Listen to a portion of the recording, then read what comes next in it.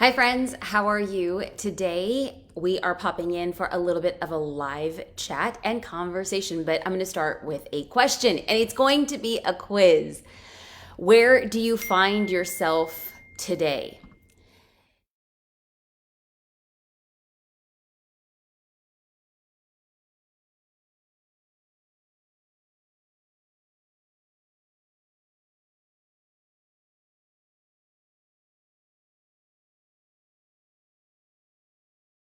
So, that is a quiz, and I would love to know your responses. The way that I like to have conversations is if I know who I'm speaking to, we could tailor the conversation for those people. So let's make this conversation great for you and with you. Now, we're talking about balancing time and responsibilities for your business, but we should probably start off by stating the very, very clear truth is time is the most valuable thing you own. No matter how much money you have or what you can do, you can never buy more time. So what we're going to be focusing on, let's see.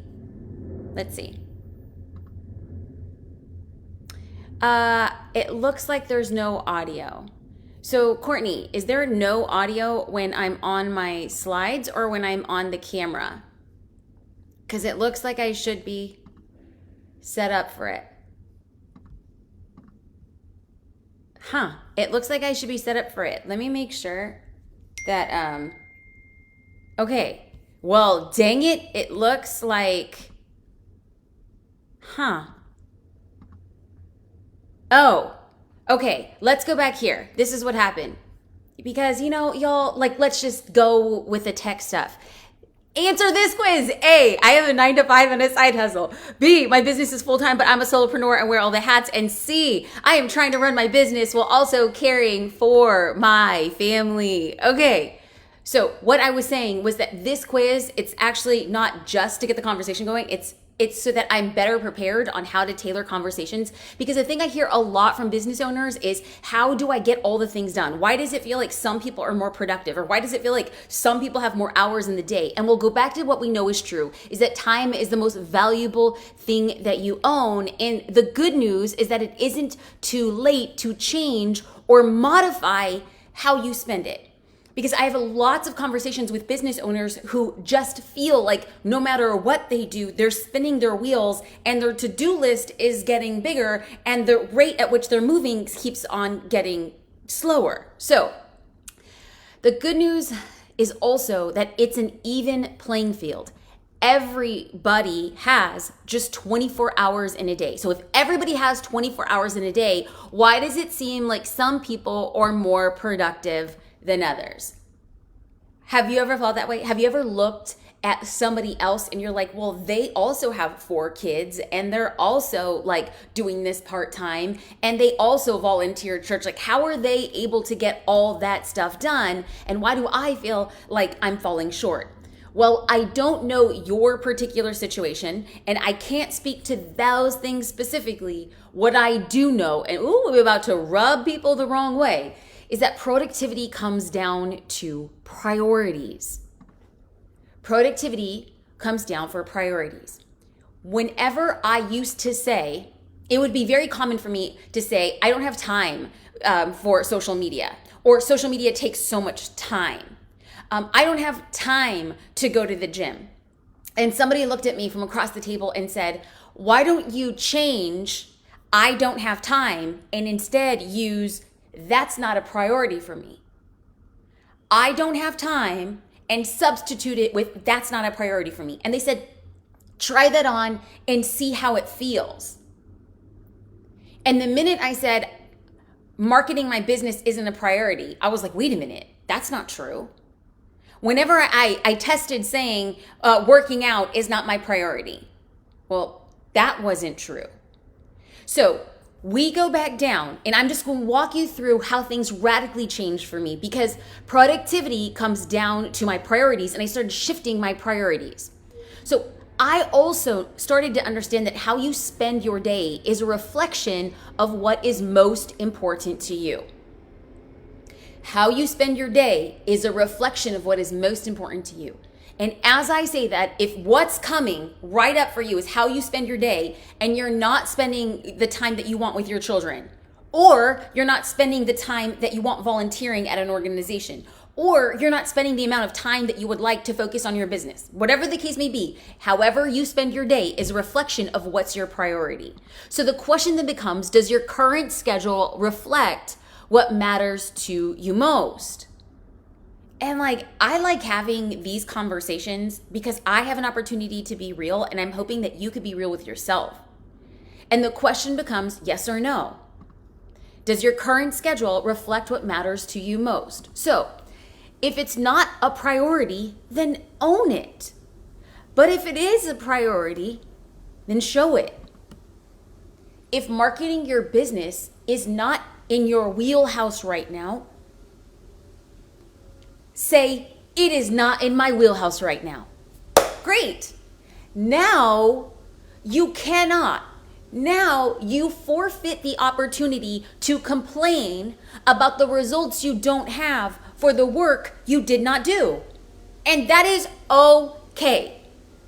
It is okay to say, I can't do all the things, and so I'm saying that working out is not a priority for me.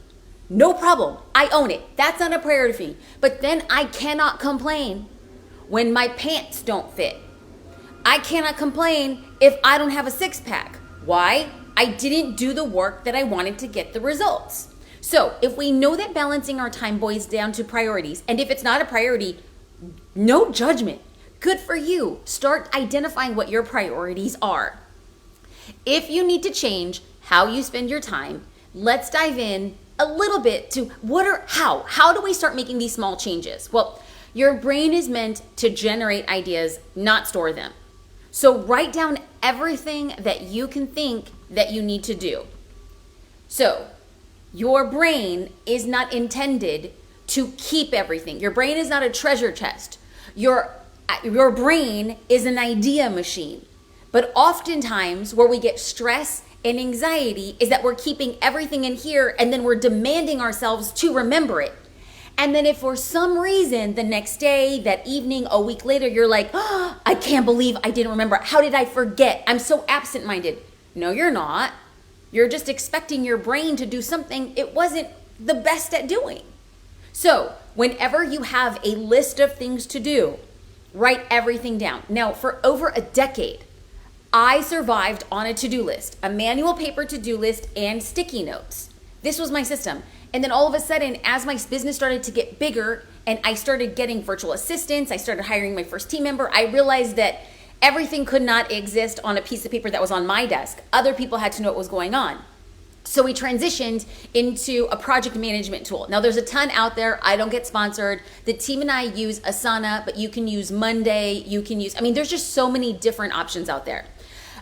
So if we then know everything we need to do, now it's time to start ranking them by priorities. And whatever is not a priority, you either eliminate it or you delegate it. Now, I understand that people right now are like, well, that's just a luxury. How nice to be able to delegate. How nice to be able to delete. But you see, Jasmine, I have to do everything in my business. And I'm going to tell you, I used to say the same thing. I used to say that I was the only person who knew how to edit my photos. I was the only person who knew how to design albums for clients. I was the only person who could create submissions so that I was talking to editors and landing bigger gigs. I was the only person who could write my blog post. I was the only person who could respond to emails because it was a personal relationship that they're paying for. Listen, I was there, and I wish I can go back to myself and shake me silly and say, girl, you do not have to be there. You will grow faster, you will grow bigger, the more that you are not doing things that are not a priority. Because guess what? They'll still be getting done. They just won't be getting done by you. How amazing. How freeing. Now, what I thought back when I first we hired our very first team member in 2017. So this is like a decade of doing everything on my own. And when we hired that first person, my thoughts were, I'm not sure I have enough work for her to do. My thoughts were, I don't think she can do it as well as I can. My thoughts were, well, now I'm not going to be as profitable. But what I didn't realize then was that by bringing somebody on, she was doing things that she was better at, and I was doing things that I was better at. And guess what? Because we were moving faster, I was able to take on more projects and more things, which shot our revenue up. So everything I thought that was going to happen did not happen. Now let's flash forward to now, present day, and I think to myself, I literally had this conversation with my husband, my business partner, yesterday, when I said, when I look at the numbers and I look at the people we need to hire, it doesn't make sense because I'm just so worried about what revenue will be impacted and profitability by the people that we bring on. But here's what I know. I am standing in my own way. I am doing way too many things in the business that I have to take a step back and say, we need to hire for this role. Period, the end. I need to train this person. I need to get out so I can do other things, because what I'm realizing is that what I once thought was a priority, it's no longer a priority because now I have a different vision. So I need to train somebody to take care of this so I can go over here and build another revenue stream. Now that is going to be how you can get more done. Now, a word of caution is that we have to prioritize what's important versus what's urgent. I daily must make the decision to say, I need to focus on what's important, not what's urgent. Even though it's so tempting to be like, oh, you have this email, you have this message, you just got hit up by this amazing opportunity on Instagram. Okay, that's urgent. It's not important. What is important will be the thing that moves the business forward, not makes me feel good for today. What is important will move the business forward. And what is urgent makes me feel like I'm getting stuff done today. So there are times in the day where I just completely turn off all other ideas, all other communication, and I focus just on what I need to do in this very moment. And then I push out all the urgent because I'm focusing on the important. Then I can come up for air and say, okay, who do I need to get back to? Where am I going? I'm using two different sides of my brain so that I'm maximizing my time and my focus.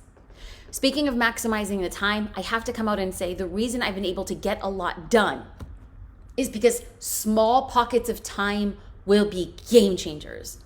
It was very common for me to look at the clock and say, it's 12:54 and I have a meeting at 1. So what I'm going to do is I'm just going to, I'll just scroll Instagram, or I'll just, I'll text some of my friends, which is good. Nothing's wrong with that. But the more that I started putting on my plate, that now I look at a 6-minute break in my day and I'm like, great, I'm going to do this for 6 minutes.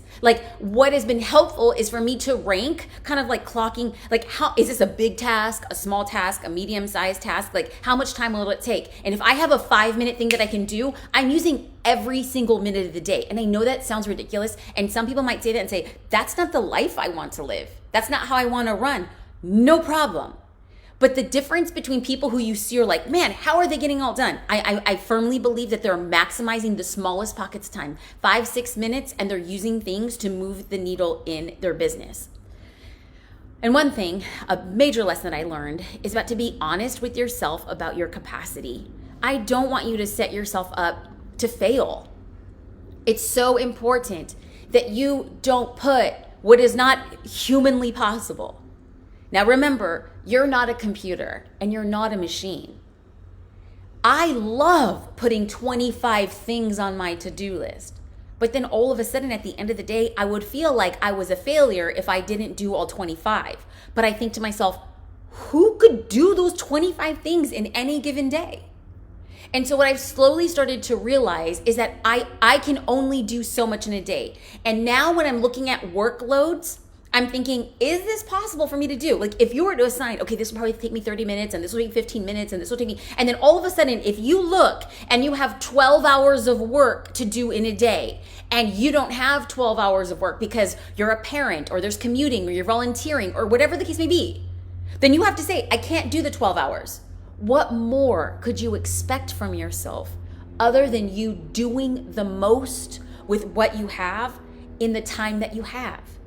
So please don't beat yourself up for not getting 12 hours of work done in 4 hours. It's just being very pragmatic about how much time it will take. And one thing that has been a major lesson later in the business is to learn how to rest and not quit.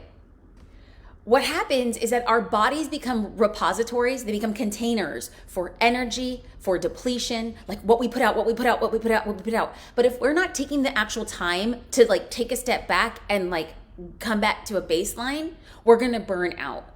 I'm not gonna age myself, but I've seen a ton of really talented business owners with really profitable businesses say, I'm done.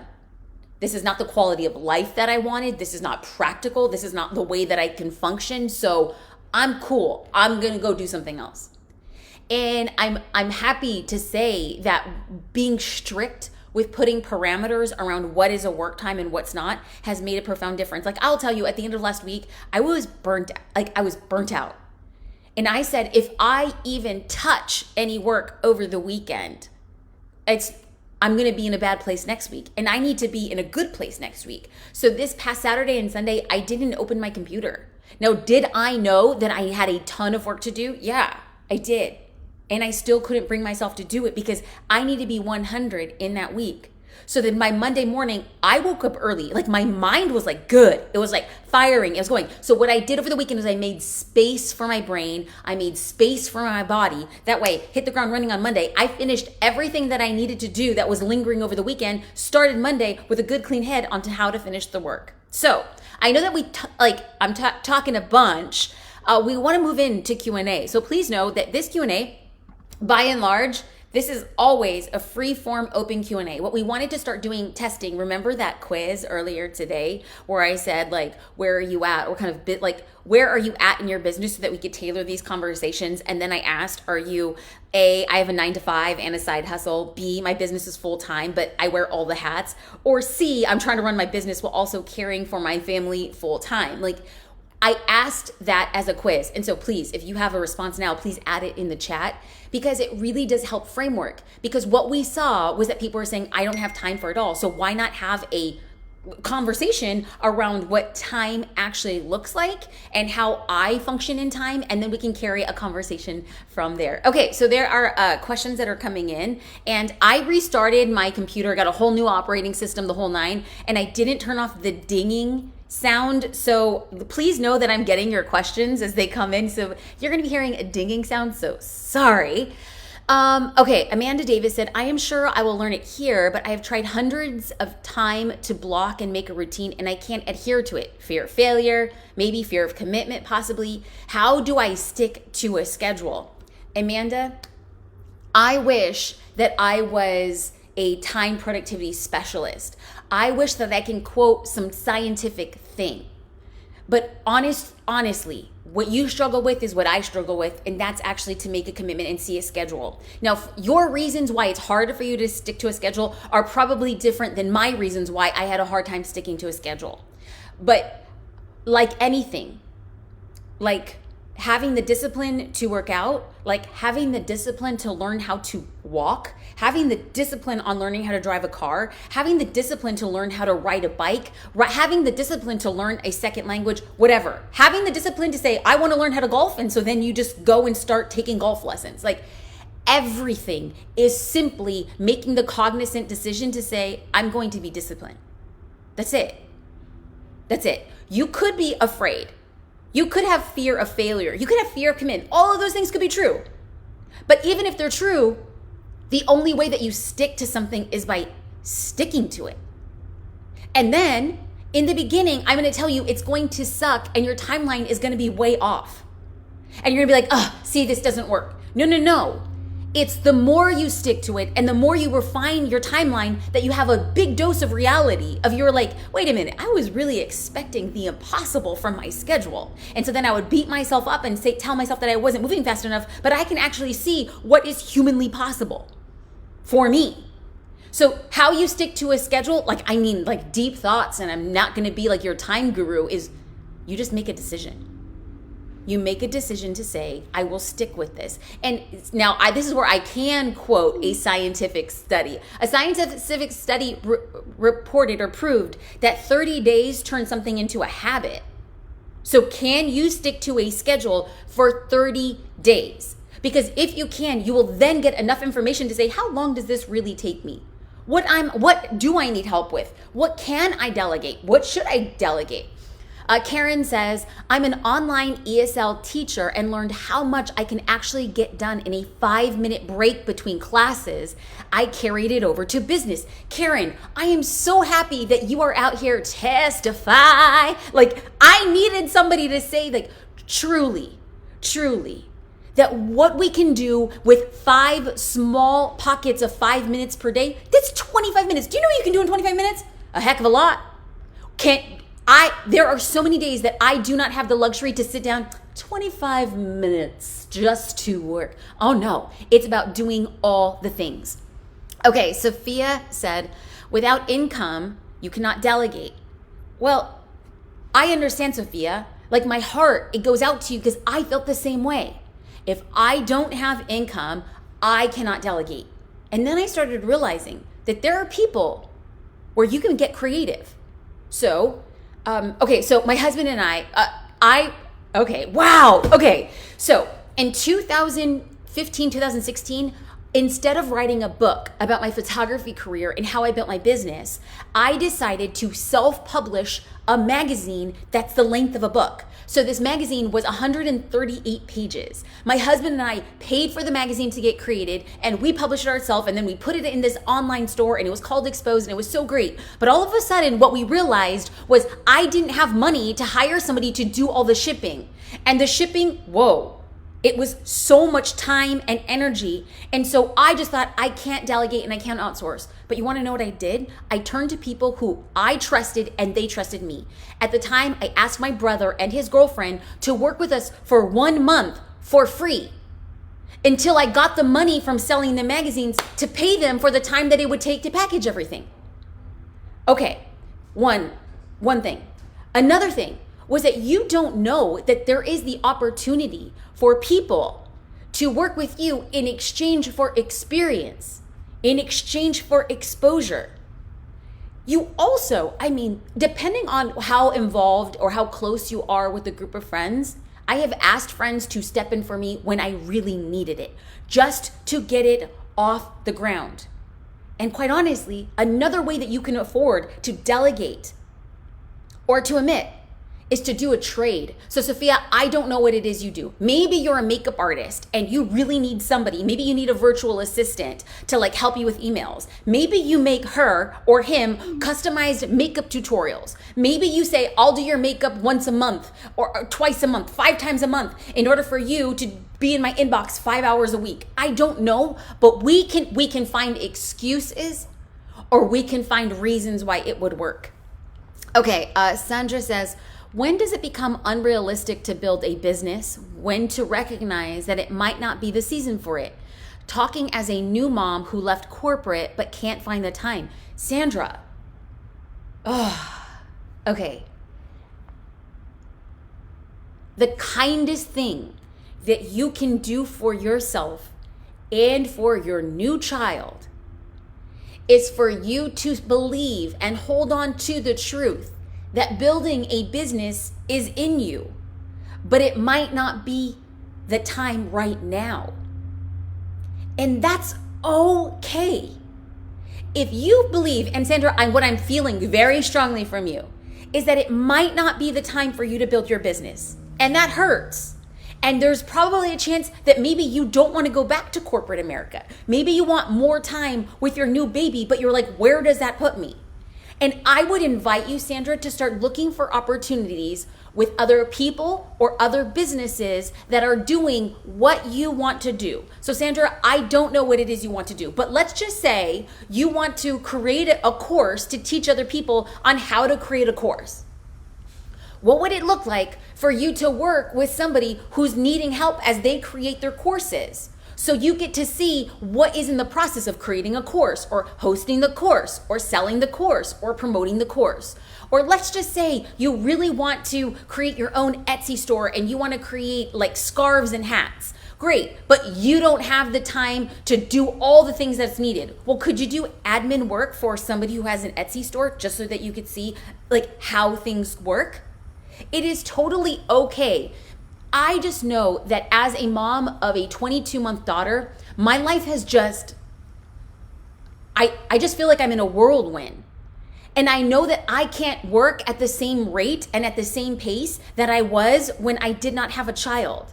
So I have two options. I can beat myself up and be so upset that I'm not working as fast or as productive or taking on as many projects as I was in 2019. Or I can just say, this is my reality and I need to put up parameters. Sandra, you will go farther working 20 hours a week, being the mom you want to be, still having that creative outlet, than trying to demand yourself to work 40 hours a week and still be the mom that you want. Why do we put ourselves and tell ourselves a story that it must look like this? No, you're in control, Sandra. You get to decide how many hours do you want to work a week and what do you want to do. Then, once you have that defined, you go out and see what opportunities are available for you at the time. Please do not think that you must work 40 hours. If you have a child, you have multiple children, oh my God, my heart goes out to you. You can define what it is you want to do. However, that might also come with a change in finances. Are you okay with that? Because if you're okay with tightening your belt, because you absolutely could go back to corporate America and probably be making more than you would be working part-time doing your own thing. But what in the long run is going to be best for you, your ambitions, and your child? I hope any of those questions added a little bit of clarity of what it is that you want to do. Okay. So, Zach, why you got to come in with those hard right hooks? How do you communicate time boundaries to others in a way that highlights the benefits they are receiving from the boundary instead of being a lack of availability? So, Zach, I don't know if you're asking a time boundary question in relation to you and a client, and I don't know if you're asking this time boundary between you and a friend. So I'm going to answer them both ways. Now I'm going to start with friendship. Since becoming a mom, I have noticed that my friendships have taken a back seat. I want to say that, I'm embarrassed or I feel like I'm let down. And I struggled with that in the beginning. And now I have since said it is a season and a time in my life. Before I had a child, my friend would be like, hey, let's just meet for a cup of coffee and let's go for a walk. I would love that. And I can't tell you the last time I met a friend for coffee and gone on a walk. I just realized that at this time in my life, I'm not the friend you call for a cup of coffee and a walk. I will always be the friend that it's 3:00 in the morning and you need something in South Africa, I'm getting on a plane. I know that I will be a ride or die friend. But the time boundaries that I have, as I have huge ambitions with my business, I have huge ambitions as being a good life partner with my husband, I have huge ambitions at being a good mom. And all of a sudden, I started realizing I couldn't do everything well in addition to being that friend who will always be there. So I have to communicate to my friends that who I was as a friend before, it looks different now. I will always be a friend and I will always show up for you. But if you need closeness as a friend that requires me to be consistently hanging out with you on a weekly basis, I'm going to communicate to you that I can't give you what you need right now. I hope we can get back to that, but right now that's not where I am at. So I apologize, but as long as you know where I'm at, I'll be with you and we can make plans, but maybe not in the capacity that you need. Does it suck? Yeah. Has it been hard? Yes. But I just feel like I know who I am now and I need to state this is the new version of me. As far as setting up boundaries, yes, I absolutely think that business owners, when I was a photographer and my clients would text me at 10 o'clock at night, I would not respond then. Not because I was being rude, but I'm not working right now. Like I'm having my personal time. And then I would respond to text messages between standard business hours. When I was getting an email and a client would email me, I wouldn't respond. Even if it was very, very, very important. Why? Let's go back. This is like a perfect time for us to bring out that very thing that we had just spoken about. Is that email or that text message, it feels urgent. But you want to know what's really important? What was really important for me was having a healthy lifestyle with my husband and my business partner. A really important thing was I don't need to get distracted responding to this email or this text message, because what I'm doing right now is editing photos. It's keeping me on a deadline with an editor. It's having me put together a proposal for getting a feature. Remember, I am not prioritizing what's urgent. I'm prioritizing what is important.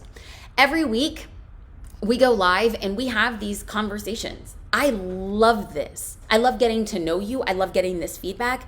Please forgive the technical difficulties we had at the beginning. Thank you for dealing with me being like human and not knowing having the perfect tech. All of that to say, every week we go live, we have these conversations. It's always an honor and a privilege. Before we go live, we put out a call for questions. So please, whenever you see those posts, it's very helpful for me and the entire team to know what you want to hear about, because without you, this format doesn't work. So I appreciate you and I hope you have a beautiful day.